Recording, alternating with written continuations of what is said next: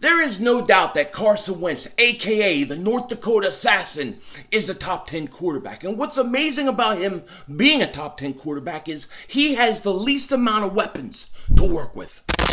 Yo, everybody, how you doing? King Dingbat here. So today we have come with the hell is that? It's a big ass dog. Dallas still stinks. Yo, everybody, how you doing? King Dingbat here. And you know, when I look back at last year for the Eagles, man, when I look back at what Carson Wentz did towards the end of the year, I can't help but come away impressed. Just more impressive. The more and more I go back and I really watch what he did, I'm blown away. The North Dakota Assassin is the real deal. I love it. Before I get further on in this video, I just want to take this time to say thank you to everybody who was in my live stream earlier. It was a blast, had a lot of fun. Thank you so much for coming out and hanging out with me. And also thank you to all the new channel memberships. We had quite a few people join today.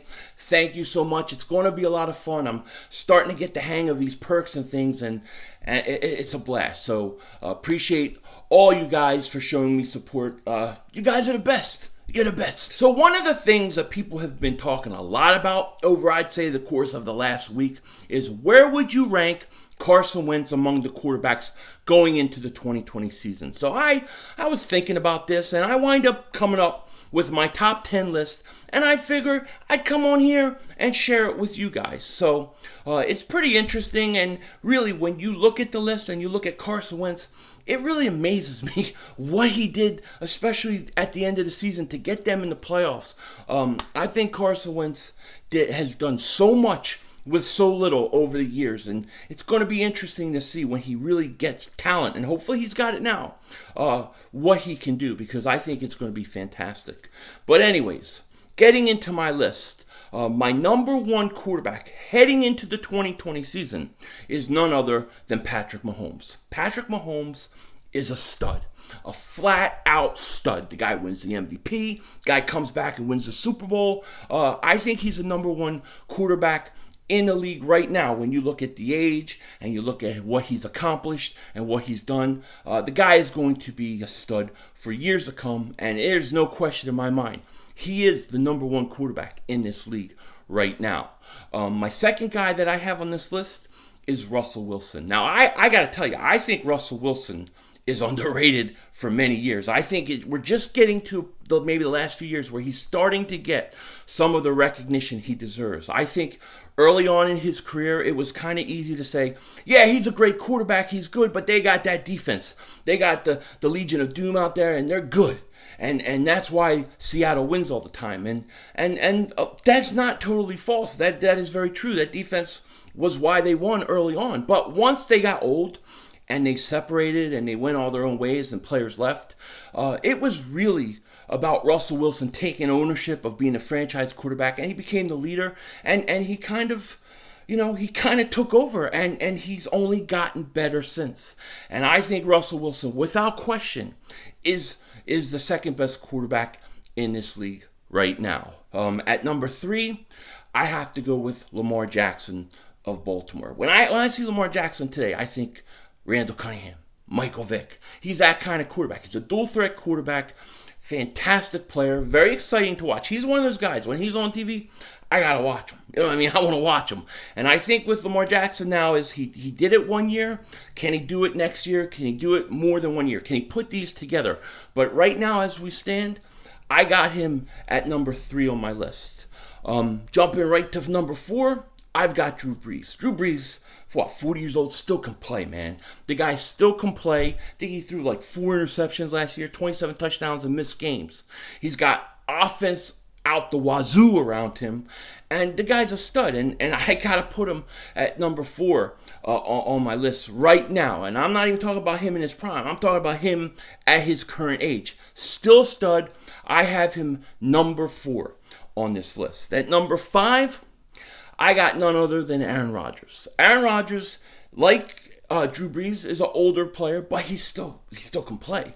The guy still can play, and I gotta say this: when Aaron Rodgers is on the field and I have my defense on the field, I worry because the guy can score at any time. He's got some weapons, even though they should have done more in the draft to address his weapons, in my opinion. The guy still has plenty of weapons.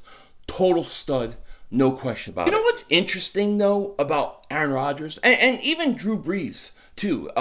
For two guys who are first ballot Hall of Famers, they only have one ring. I really think they would have had at least 2 rings by now, especially Aaron Rodgers, okay? I mean, Brees has had some bad luck that Minnesota game, even though they wouldn't beat the Eagles in the championship game. But Aaron Rodgers, I would have thought would have had at least 2 Super Bowl rings. Part of it is the front office didn't do enough for him while he was there. And then the other part of it, maybe Mike McCarthy. I don't know how good he is, to be quite honest with you. We're going to find out in Dallas because he doesn't have Aaron Rodgers there. But I would have thought Aaron Rodgers would have won at least 2. But it is what it is. Still a great player. Still a great player today. Moving on to number 6 on this list. At number 6, I have none other than the North Dakota assassin himself, Carson Wentz.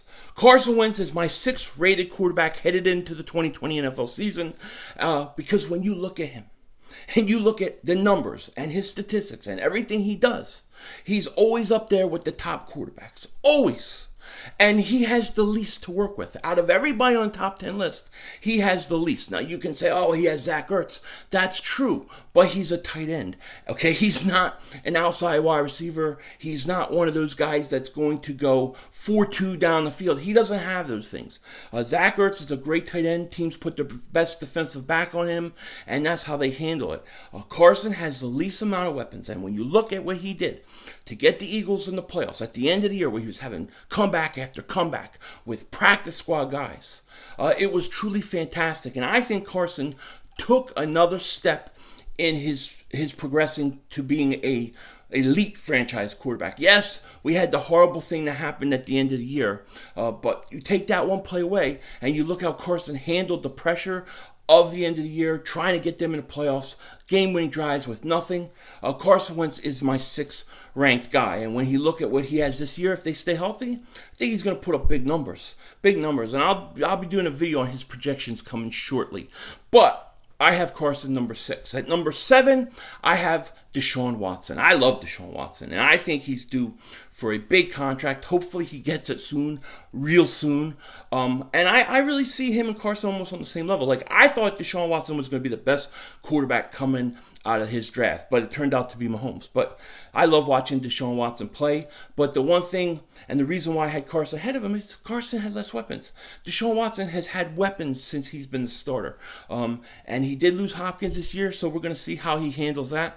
But I think Deshaun Watson is a great quarterback, and he's 7 on my list. Now, moving on to number 8, I have none other than Dak Prescott. Dak Prescott is a good quarterback. Okay, I give Dallas fans a lot of crap. I go back and forth, all those kind of things. But to be honest, the guy's a good quarterback. And that's why it's unbelievable to me that he has not been paid. Okay, he should have been paid. I'm sorry, I need to got a little cough developing, you know what I mean? But I think Dak Prescott is number 8. I think he's a very good quarterback, and he has tremendous weapons. And he's going to have even more weapons this year with CeeDee Lamb. So he's going to score points. He's going to put up the numbers, and he deserves his contract. $55 million, give it to him. Give it to him, Dallas. Stop wasting time. But he's definitely a good quarterback. And you know, it's always going to be Carson versus Dak. I get it and things like that. But I'm really trying to be honest about my judgment of Dak Prescott here. I have him ranked 8. And I think that's fair for him. And I'll say this. The one thing he's had that everybody else on this list doesn't have is he has probably the best security blanket a quarterback can have. Zeke Elliott has been tremendous, has taken a lot of pressure off him, and him with Amari Cooper, with Gallup, now CeeDee Lamb. He's got weapons, man. So Dak is going to continue to put up good numbers. What the question will be, will Dallas pay him? That's what's going to be interesting. Now, moving on to number 9, this may surprise a lot of people. And I think this player would have been ranked higher if he would have stayed headed into 2020, I got to put Matthew Stafford at number 9. And you're saying, Matthew Stafford, what are you talking about? Matthew Stafford was on pace for 38 touchdowns last year.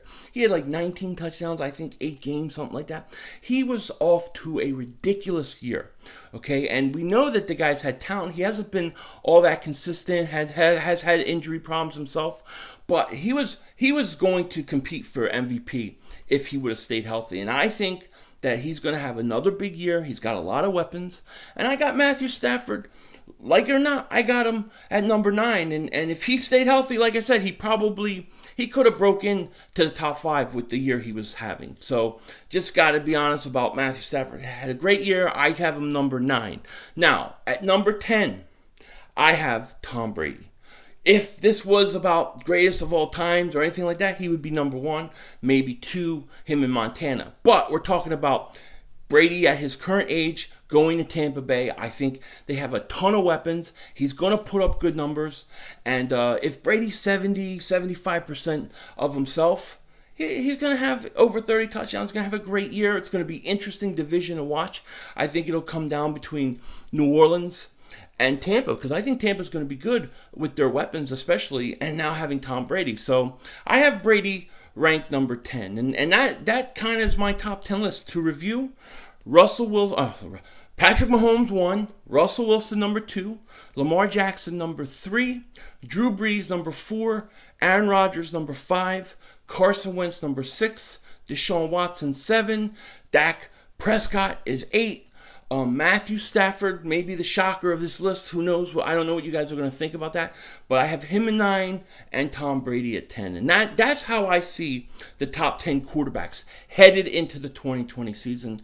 Obviously, guys will rise, guys will fall. You have guys like Brees and Rodgers. I don't know how many years before they have a huge drop-off.